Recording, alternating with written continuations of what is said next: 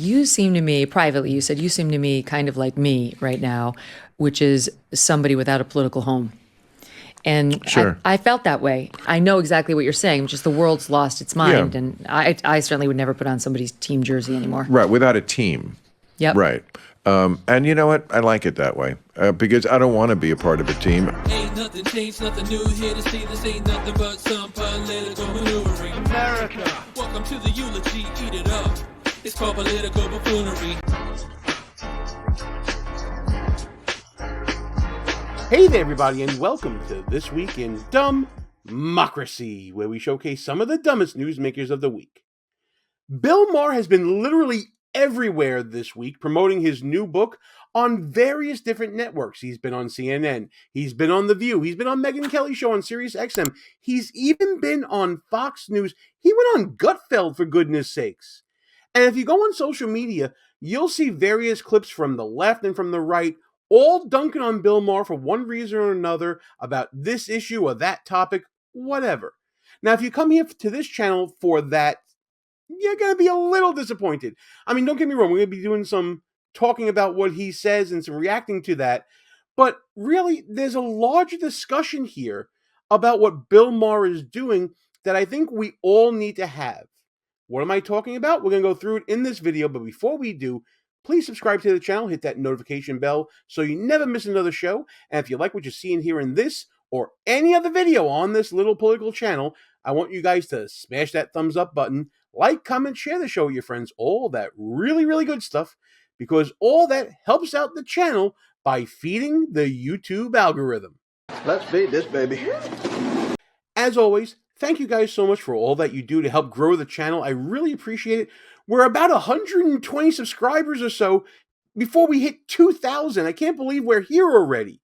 So thank you so much for all that you're doing. Keep on doing it because it's working. And for all you newbies out there who happen to find this channel, I'm glad you're here and I hope that this video earns your subscription as we talk about Bill Maher's book tour and what we can learn from it, not necessarily from his opinions, but by how he's handling this tour. So here's how this is going to go. I want to highlight some interactions by Bill Maher with Megyn Kelly and with the women on The View. And we're going to talk about those interactions not only based upon the topic discussed, but also the manner in which the discussion is being handled by both the hosts and the guest. Let's start with this discussion on Megyn Kelly's Sirius XM show talking about election denial. You're talking about the difference between I'm talking about the difference between this and something fundamental, which is our democracy. The fact that you have to respect who wins an election, or else you don't have the kind of country we've always had before. How about... I mean, I feel like we keep going around the roseberry bush about this, and we're not going to make any progress, so let's stop talking about it. But I mean, you keep saying sort of I'm nuts because I don't see the difference between the elephant and the mouse, and I'm telling you I identify them differently than you do. Hillary Clinton, of course, is the original election denier. I'm sure you voted for her in 2016. Well, she's not an election denier. She absolutely was the OG election denier. First of all, she came out before the sun had risen to concede the election to Trump. And then spent the next 4 years saying he was illegitimate. He was an illegitimate president. Okay, well, first of all, she didn't say he was an illegitimate. Yes, she did. You tell me exactly what she said. She said those exact words repeatedly. And that, of course, is true. And here's a couple of examples of that.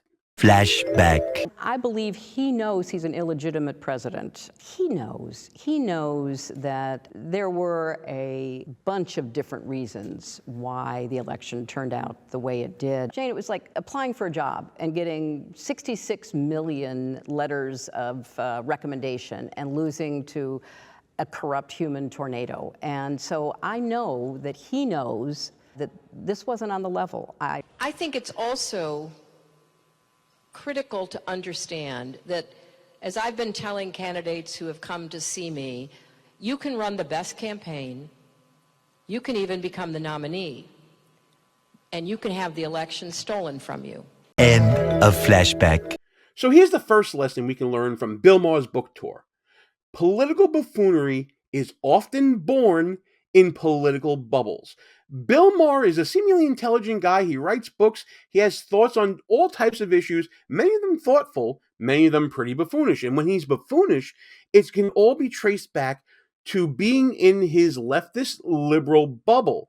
For him to not know that Hillary Clinton has been denying President Trump's whole tenure as president and calling it illegitimate and having to ask that is definitely buffoonish. I think people who are outside of political bubbles and who do the research know that Hillary Clinton was doing that for years. I mean, what was she doing during the entire farce of a Russia scandal? Remember all that?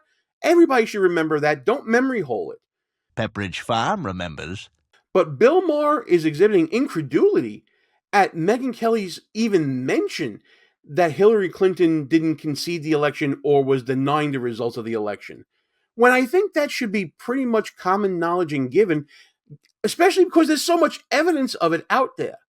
But Maher never left that bubble on this topic, and therefore he looks buffoonish in this interaction. Okay.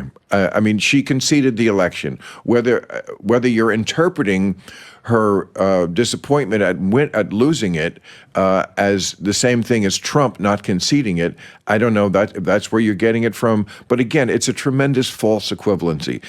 You could ask Hillary Clinton right now who won that election. She will tell you. Donald Trump won the election. Now she knows she has to because of what Trump has done. She came out that night she in conceded her dark the election. purple suit and conceded the election. Correct. And then spent the next 4 years trying to convince us it was not legitimate. I'm just saying, look, it's not the same as Trump. What Trump did was far more severe. I'm not going to deny that, but don't try to tell me that Hillary Clinton wasn't an election denier, and Jamie Raskin and a whole host of Democrats who are now in prominent positions on Capitol Hill. Don't piss down my back and tell me it's raining. Doesn't make it great what Trump did, but they don't have clean hands either. Throw in Stacey Abrams as well, one of the also original election deniers out there on the left. Megyn Kelly, clearly not a fan of Donald Trump. I don't expect anybody to be a fan of anyone. Frankly, I think all this cult of personality stuff is a bunch of BS as well. But let's be clear about what we're talking about here. If we're talking about election denial, nobody in Washington or in political circles have clean hands here. Bill Maher taking it from one side is definitely partisan buffoonery. With political buffoonery coming from partisan bubbles, you also end up with extreme dislike for adversaries. Now, to his credit, Bill Maher is going on all these different shows, all these different outlets, with all these different points of view, left and right and center, and he's engaging and interacting. And that's a positive thing we need to take from these interviews that we see him doing this week. We should all be interacting like this. We should all be civil. We should engage each other as allies who disagree on certain things rather than enemies who just hate each other personally.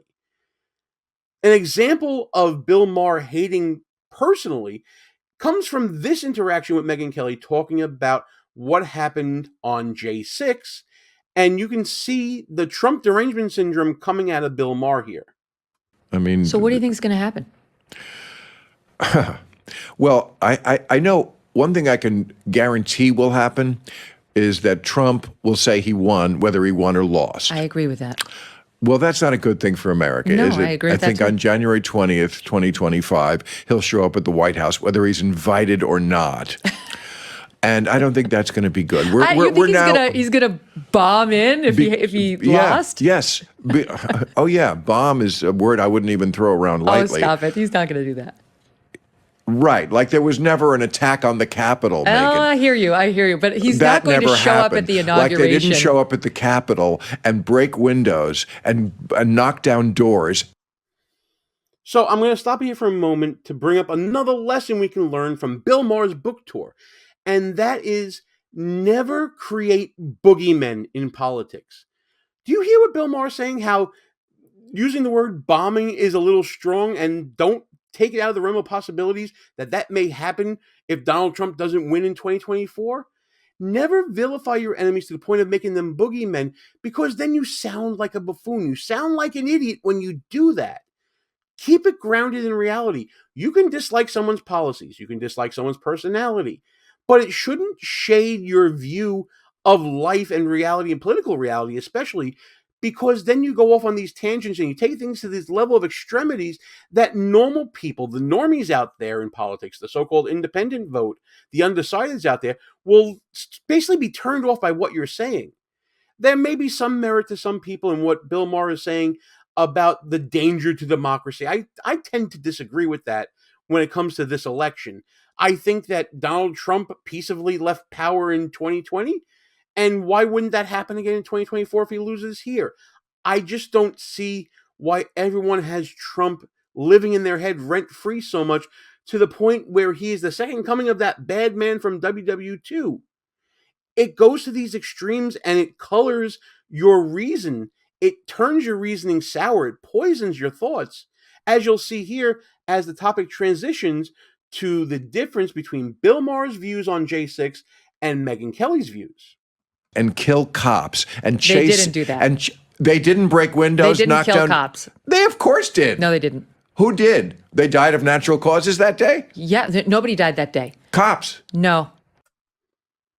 Of course, once again, Megyn Kelly is right on the facts here. This is a product of the bubble. This is a product of the derangement syndrome. You start believing things that didn't actually happen. No police officer was killed at this event. Let Megyn Kelly explain exactly what happened here, and then we'll back it up with some facts from actual news coverage. Not true. Who? Okay. Who? Oh, I don't remember the names. They didn't. There was Brian Sicknick, who died later after the fact, and the coroner's report did not say it was because of what he had inhaled that day. He said it had possibly accelerated the condition that killed him. Capitol Police Officer Brian Sicknick, the medical examiner, has determined that he suffered 2 strokes and died of natural causes. Well, attacked cops. I thought they were Yes. I thought they were the law enforcement people. You know, how did we get to this place? I mean, Trump now says he's going to pardon all those January 6th insurrectionists, because who wants to live in a country where the people who try to overthrow the government are seen as the bad guys, huh? Oh, all that Bill Maher snark. I mean, of course, he's painting every single person who attended the January 6th rallies in D.C. as criminal insurrectionists, because that's all he has seen in his bubble in his partisan news coverage. But we know better because we're more discerning, and we understand that there are 2 sides to a story, and we also understand that you shouldn't paint people with broad brushes. I mean, doesn't the left teach that when it comes to race issues, when it comes to gender issues?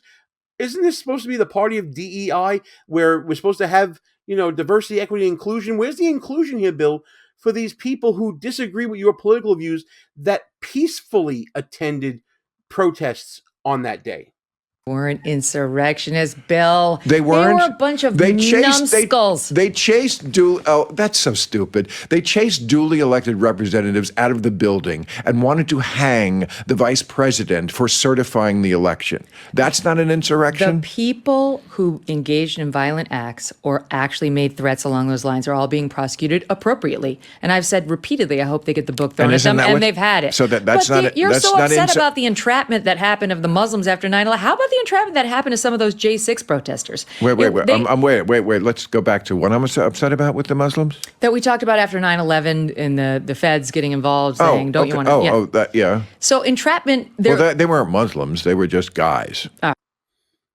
So when he wants to talk about federal entrapment of certain people who were targeted, that's all cool, right? But if we talk about the same sort of entrapment that happened in 2021, and we want to know how many federal agents were undercover there or things like that, then all of a sudden you're taking up with insurrectionists and it's treason and all that.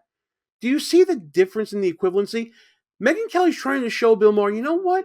There are certain principles where we agree, but it's the application of them that is different. And that's another lesson we can learn from Bill Maher's book tour. If you're going to be principled, apply those principles regardless of the political situation, regardless of who the targets are, regardless of who the intended victims are, and at least have some consistency in your viewpoint. It's a path made of principle that leads to character. I think that's something we all need to do, because there is a lot of partisan fighting here where we fight for the laundry. We don't fight for the person. We see Marjorie Taylor Greene in a video that from last week acting a fool, or we see Jasmine Crockett who is interrupting her acting a fool, or AOC or Jamie Raskin or any number of people, Dan Goldman, and they're fighting for the laundry regardless of the behavior of the people that are wearing it. We all need to stop doing that and be intellectually honest and consistent in applying the principles we all claim to have. All right. Well, my point is I'm not going to, again, you're making me defend things that Then you shouldn't. In part. That are horrible. But then don't defend them. Why defend them? Because it's more nuanced than you're suggesting. They were not insurrectionists. There was never any possibility that they were, I've heard you refer to it as a coup. They attempted. Going to take over the government. It wasn't going to happen. And by the way, just have this thought as well. You defend the indefensible because you want to apply those principles equally to the least common denominator, to the worst case scenario, because that's the only way we can test if you truly hold those principles. Remember that. It was a protest. They broke into it was the a Capitol. riot. They broke into the Capitol. They opened the doors and let them walk in. Security was waving them in one after the other. I could show you the footage of them knocking through the gates. I can show you the footage of many of them being welcomed in by cops, Bill. And this is going to reinforce the lesson we were talking about partisan bubbles. The media that you consume will have a great influence on what your opinions are on a given topic. Bill Maher in his bubbles, probably watching CNN and MSDNC. Megyn Kelly was on Fox News. She also worked for NBC, so she has a unique perspective from both sides. And I dare say that her experiences make her more discerning in formulating her opinions by looking at different angles and different partisan viewpoints and different vectors of thought that are coming at her from various news outlets. Bill Maher should learn that lesson and maybe get out of that bubble, because it's not helping his arguments here. You see, that's the difference between the two of us. Down the doors, I will make a distinction between those who truly behaved badly and those who thought they were having a good time in Statuary Hall. Yeah. Very well said. Now, we're going to take a little break, and when we come back, you may be thinking that Bill Maher right now is just a liberal hack. Stick around for after the break, because I guarantee you, he's going to sound more conservative than a lot of conservatives that you know on different topics. Like what you see so far? Go ahead and smash that thumbs up button. Also, leave us a comment and tell us what you're thinking. And don't forget to subscribe so you never miss another show. Bill Maher's book tour now stops at The View. Let's get into this clip.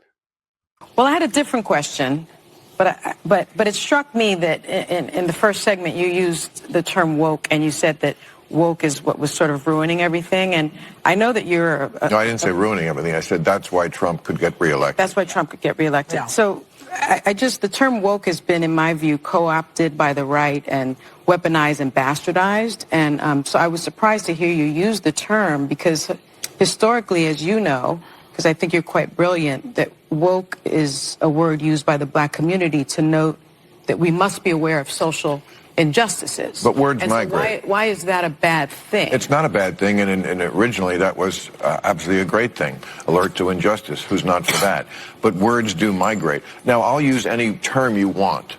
Okay. Because maybe that is a word that's triggering, and so let's not use that word. I don't know, want to call it the super far left? But don't tell me the left maybe the super far right. Well, he's talking about the left. Well, then okay, but we talked about that. I mean, I think we agree about the danger of the super far right, and I can't say it enough. I think they're the bigger threat. But don't tell me that the left hasn't changed. Mm-hmm. I mean, I'm old enough to remember when it was the conservatives who hated the Jews. Yeah. Okay, that was a joke. Please clap. All kidding aside, Bill Maher is making a point on The View that's very uncomfortable for them to deal with, that there is such a thing as a super far left that can be dangerous, just like what he claims the super far right is. And I don't think that the women on The View grasp that so much, because honestly, they're partisan hacks. He's dealing with people who are in a different bubble, a bubble to the left of him. And I think Bill Maher is trying to shake them out of that bubble to recognize harsh realities themselves. Too dark. Too dark. Well, maybe it is, but it's true. I mean, you know, if I had any doubt that I was right about the change that's happened in the left, watching people protest for a terrorist organization like Hamas, that straightened me up pretty quick. Yeah. I wanted to ask you about that because I think you're almost a free speech absolutist. You believe totally in the right to say what you believe. But I think a lot of us were disturbed to see terrorist flags being waved on American college campuses and seeing this a generation that some I think genuinely care about the plight of the Palestinians. I think most Americans do, but some who seem to be embracing a terrorist organization over the nation of Israel. What do you make of this moment? What do you think it's a result of? How do we fix it? Well, I mean, it's just astounding to me that they can't tell the good guys from the bad guys. I mean, just morally. I mean, let me tell you, if you're for Hamas, just live in Gaza for a day. And I'm not talking about while the war is on. I mean, before the war. Trust me, you would go running and screaming and begging to live in Tel Aviv, a place that has your values. And that's the next lesson to take from Bill Maher's book tour. Morality should matter on all sides of the aisle. A lot of people are thinking that, you know, we've reached the stage in society where we're at the end of morality, that there's moral equivocation. Everybody has their own truth, their own point of view. Everything must be respected equally. No, that's not the case. There is still right and wrong in this world. And I think that Bill Maher is one of those old school liberals who still thinks that way. That's refreshing to see, and bringing that message to a further left show in The View is a very good thing. Bill Maher goes a step further to say that those morals and values, that right and wrong, that's worth fighting for as well, and discussing it in the context of what's going on in Israel. Are you at all concerned about the innocent civilians that have been collectively punished and murdered, largely children and women? And are you at all concerned about the fact that the International Criminal Court just today issued a subpoena for Bibi Netanyahu? Well, that's ridiculous, but... It is ridiculous. First of all, it's ridiculous factually on its face, because as most of you would know, Bibi Netanyahu is not the driving force behind Israel's war footing. Israel doesn't have a single leader when it comes to a declaration of war and these military operations. There is a joint unity government. Both sides, majority and minority, govern together. So the fact that the subpoenas went out for Netanyahu, but not for his political rivals who are part of this unity government, shows you where that's coming from. But Bill is also right in saying that this is ridiculous for the following reasons that he's going to elaborate on right now. It's a war. Why? It's a war. Because it's a war, and they were attacked, and they're defending themselves. Now, this is a war. Do you think Hamas needs to be destroyed? This is the question. Yes. You do? Yes. So how can we get out with a ceasefire? All right. So Hamas needs to be destroyed because they are a terrorist organization who say openly that they want to commit genocide on the Jewish people, on the state of Israel. That's what from the river to the sea means, okay? And they say it very openly. They said, we did this attack. They've attacked Israel 5 times. They've started 5 wars since they were given that land back. They could have chosen to turn that place into any place they wanted to, and they took a lot of money that they took from the international community, and they spent it on bombs and guns and building tunnels. More inconvenient troops for those pro-Palestinian forces on the left.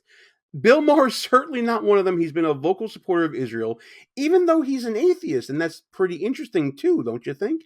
So Bill Maher here is standing up and saying that there are things worth fighting for, things that are right, and clearly terrorism is wrong because look at the track record of the leadership of Hamas in Palestine, in Gaza. They had all this money, they had an opportunity to thrive. Instead, they were corrupt, and they took a war footing because really they're bad people. I think most of us know that, except for those numbskulls on campuses that are standing with a terrorist organization that we've been talking about for weeks and weeks on end. So if they need to be destroyed, how do we do that? It's a war. I don't know how to do that, and you don't know how to do that. I assume the Israeli...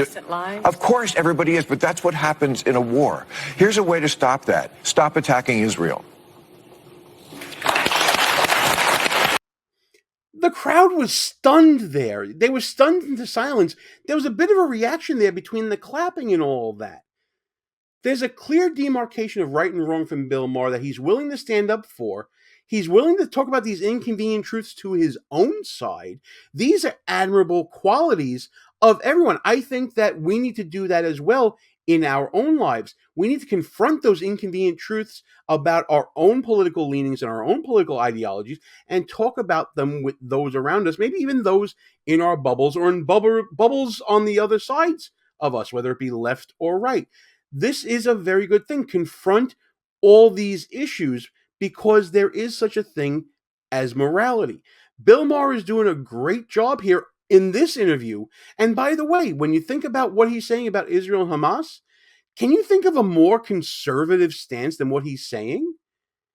Again, you were disagreeing with him most likely in the segments we were talking about with Megyn Kelly, talking about January 6th, talking about Donald Trump, his Trump derangement syndrome, election denial, and all that stuff. Now he's like a hero on this topic. Not every person is one thing. You can't pigeonhole a person into one box. We all are made up of different slices in our life, and we need to get to a point of good faith that Bill Maher is bringing up here. When I'm talking about good faith, I'm talking about Bill Maher's approach to his political discussions with everyone. He's going in open, honestly, unabashedly about his viewpoint. Sometimes he's right, sometimes he's wrong, sometimes he's left, sometimes he's center, sometimes he's right, depending upon the topic. We don't pigeonhole people into one box. And that's the final lesson from Bill Maher's book tour that we're seeing here. Look, there are things that Bill Maher said that I completely disagree with, and there are other things that I certainly agree with. But he's out there engaging. We need to do that. We have this giant tribal political divide between us where no one is willing to talk to each other anymore unless you believe every single thing that you believe. That is a purity test on both sides that everyone must qualify for in order to be really, quote unquote, what they claim to be, whether it be left, right, whatever. Enough of that. Nobody has the key to every issue or the solution to every problem. Bill Maher said that at the end of that segment with The View. We come to those solutions together by having this civil discourse, by sharing these ideas, by exchanging opinions, by being unafraid to be confronted with inconvenient facts, to be unafraid to hear what someone's opposing viewpoint actually is and really listen to it. We used to do that, and we need to get back to that. So those are all the lessons I can identify from Bill Maher's book tour that I saw in these couple of clips. There were other clips from Gutfeld, from CNN. He's been everywhere lately. Let me know what you guys think in the comments about these lessons. And if you found any others that maybe we missed in this video, put them in the comments. And as always, like and share the video with your friends. Subscribe to the channel. Hit that notification bell so you don't miss any other shows. I'll be in the comments. I hope to see you guys there discussing this video and all the other shenanigans and buffooneries happening every day this week in DUMBmocracy.